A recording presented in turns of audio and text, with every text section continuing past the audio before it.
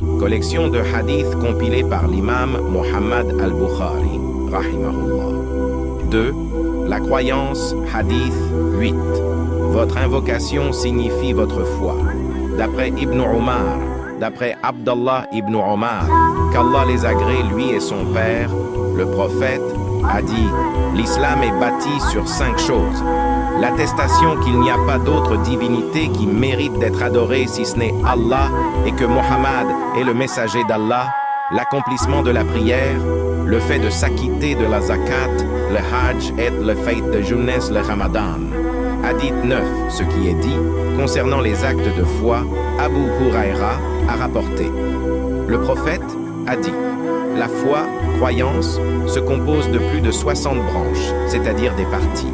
Et haya, ce terme haya, couvre un grand nombre de concepts qui doivent être pris ensemble.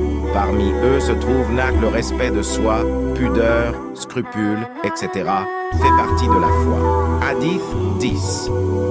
Un musulman est celui qui évite de faire du mal aux musulmans avec sa langue et ses mains. D'après Abdullah bin Amr, le prophète a dit: un musulman est celui qui évite de blesser les musulmans avec sa langue et ses mains.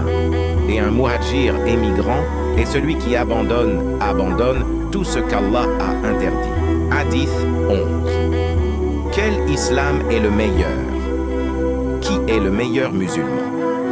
D'après Abu Moussa, certaines personnes ont demandé au messager d'Allah: quel islam est le meilleur? C'est-à-dire, qui est un très bon musulman? Il a répondu: celui qui évite de faire du mal aux musulmans avec sa langue et ses mains. Hadith 12. Nourrir les autres fait partie de l'islam. D'après Abdullah bin Amr, un homme a demandé au prophète quel genre d'action ou quelle qualité de l'islam sont bonnes. Le prophète a répondu: pour nourrir les pauvres et saluer ceux que vous connaissez et ceux que vous ne connaissez pas.